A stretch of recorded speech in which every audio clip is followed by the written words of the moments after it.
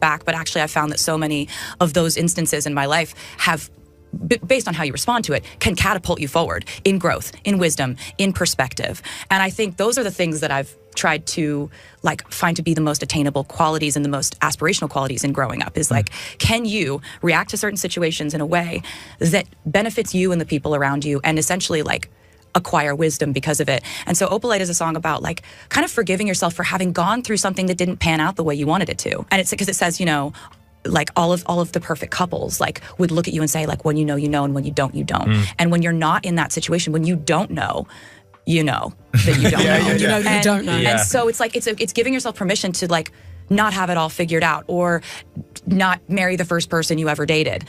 You know, like stuff like that. Like I'm just happy that that song exists, and also like that chorus I'm really just stoked about how like absolutely infectious and borderline narcotic it is. That's exactly what it is. Shocking melody. Oh my God, it's crazy to talk about this music. It's been a secret for over a year. I just have this fixation on Shakespeare characters that I fall in love with, and I can't stand to see them meet a tragic demise. I can't. I don't want that to be what happened to them, because are you talking about Ophelia's she died? What do you mean? How dare you? I was really excited to see what happened with her and Hamlet. They seemed great. And I kind of going back to like the song Love Story, which I wrote when I was a teenager, I was just like, I can't watch Romeo and Juliet not work out. What do you mean they both die? They don't in my version of things. So it's just like you just turn the movie off before the bad ending.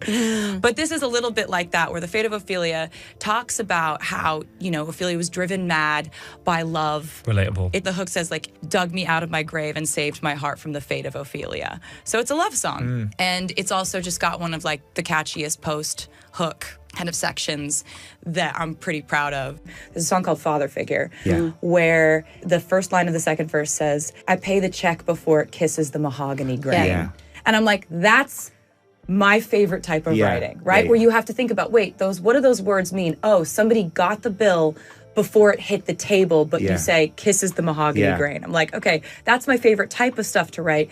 But there are some lines in the song, The Life of a Showgirl, that are very much sort of like the manifesto of how I've had to operate within this industry. It's a song about meeting one of your sort of idols, and they, instead of being what you thought they would be, they warn you against following in their footsteps, because they just want to be honest with you about how hard this industry is, and you do it anyway. The ASMR of the bread bag. Would you like to explain? Yeah, so I've been baking, and so I brought Greg some sourdough because it's lemon blueberry, which I think is like a really nice variation. Fantastic. Yeah. And you've put the fate of Dophelia. Yeah, you know, the bread puns, like I think the worse they are, the better. Well, do you know what? Obviously I listened to the New Heights podcast. You did? Of course I did. Oh, I'm so glad. Are you joking? Of course. I'm so glad. And by the way, baller move to announce an album 90 minutes into a football podcast. It's like, okay. No, they're like weird flex, but okay. Yeah, but at 90 minutes, you talked about everything, and you went, by the way, here's a briefcase, here's the album. I'm always trying to surprise people with how I announce albums. I'd done a few album announcements on award shows, and so, you know, when you do something one time and people are like, I know what she's going to do next. She's going to do the same thing she did before. So I was like, what are people not going to expect me to do, is to go on a football podcast and announce an album. I love the kind of polarity of the masculine feminine there. Well, it's very funny because you are very funny and you like silly stuff, essentially. And I mean, the bread, so you did your sourdough chat and then you talked about the album. Yeah, I think I talked about bread for, maybe 320 hours. Well, longer than about the record. People were like, okay, if she doesn't stop talking about sourdough, because it's like, it's a danger for me to start because I cannot stop talking about bread when I start. And it has nothing to do with music. It's the most musically irrelevant thing. It's completely separate. But it's nice. It's nice. And I'm so grateful because it's got lots of cat stickers on it as well, which I really like. You know, in the podcast, I chose them very carefully. For what your sense of humor is in my approximation of it. But having known you for as long as I have. You've nailed it. You have nailed it. By the way, when you were doing the puns of your songs and bread, you did miss Bake It Off. Well, I just thought it's too easy. No, but Dophelia is... But that's current. It's current, sorry. It's current. That's the one thing that makes it relevant to our conversation. So, the album's out. The album is out, and I have such uncomplicated feelings of joy about it. Yeah. I do not feel any twisty, tortured way about it, which is not how I felt about the last album, because there was such a lag time between, when you make music and then we put it out.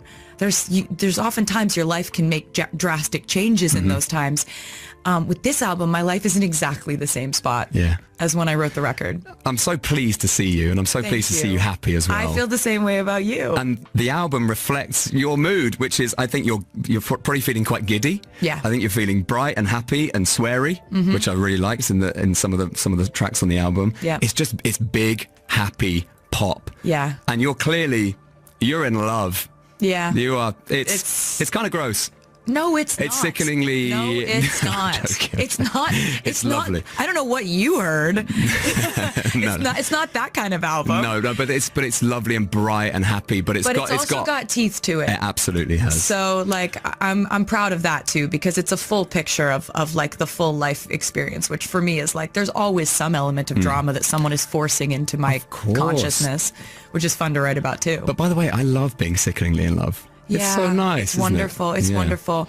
It's like I used to kind of have this dark fear that if I ever were truly like happy and free being myself and nurtured by a relationship, and what happens if the writing just dries up? What if writing is directly tied to my torment and pain?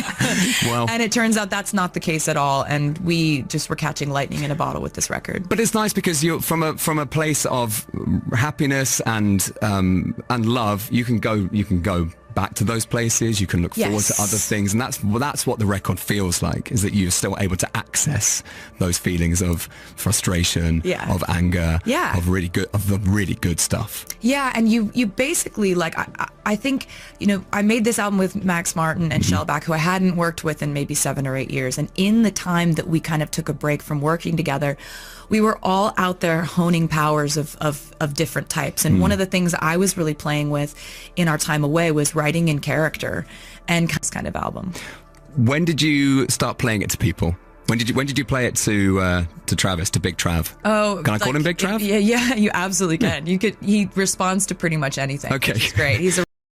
Taylor Swift may have said so long to London, but as every Swiftie knows with Taylor, goodbyes are rarely forever.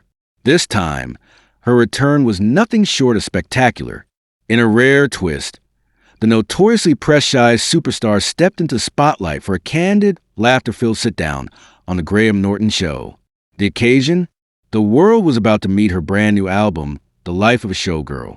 But as Taylor has a knack for doing, she gave us more than we ever expected, a glimpse into her whirlwind romance and a proposal that has left fans in a swoon.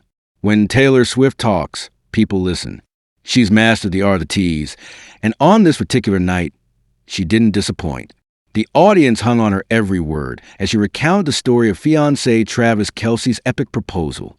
He really crushed it in surprising me, Taylor shared, her eyes sparkling with the kind of giddy delight she usually saves for her lyrics. The Kansas City Chiefs superstar, known for his bold moves on the field, pulled off his boldest move yet in the most romantic way imaginable. He had a complete garden built out the back of his house to propose in, Taylor said, her tone equal parts disbelief and delight. He went all out, 10 out of 10. But if fans were hoping for a play-by-play of the wedding planning, Taylor coyly kept those details under wraps. You'll know, she teased, her trademark smirk hinting at surprises to come. I want to do the album stuff first. The wedding is what happens after in terms of planning. I think it will be fun to plan. For now, the music and the anticipation takes center stage. Taylor's 12th album, The Life of a Showgirl, is more than just another notch in her glittering discography. It's a daring new chapter, written in secret and nurtured in the shadows of a record-shattering tour. I think my wheelhouse is bigger now, Taylor explained. I feel I could do anything now while running in heels. I'm confident to write higher choruses, jump an octave, do falsetto stuff. I have more confidence after the tour. This confidence pulses through every track, a testament to an artist who's learned to thrive under the brightest lights. But what truly sets this album apart is what was happening out of sight. This album was about what was going on behind the scenes of my inner life during this tour, which was so exuberant and electric and vibrant. Taylor revealed, each night, after confetti fell and the stadium emptied, the adrenaline kept her awake until dawn. But you had to jump through 50 million hoops in this obstacle course that is your show. And you did it. You got 2 more in a row, but you did it tonight. And then there was Travis. Their love story unfolded quietly at first, before bursting into the public eye with a sparkle as unmistakable as Taylor's stage presence. The whirlwind romance, the shared laughter on their podcast, the engagement. Each moment fueled the creative fire behind her newest songs. It just comes from the most infectiously joyful, wild, dramatic place I was in my life, Taylor said.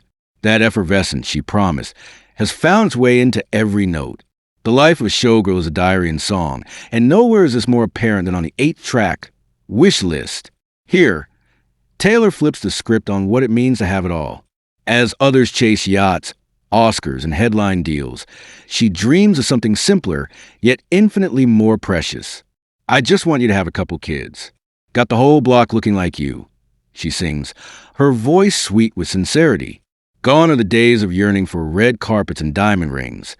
Taylor wants love, family, and a basketball hoop in the driveway. 1 month after her engagement, Taylor's fans are buzzing, not just about set lists or surprise guests, but about what comes next for their favorite storyteller. With wedding bells on the horizon and a new album lighting up the charts, Taylor is writing her own fairy tale, one that's as dazzling, unpredictable, and real as the woman herself. For Swifties and casual listeners alike, the life of a showgirl is more than music. It's an invitation into Taylor's world, one filled with laughter, late-night confessions, and the kind of love that builds gardens from dreams. And if there's one thing we know for sure, it's this. The best chapters of Taylor Swift's story are always still to come.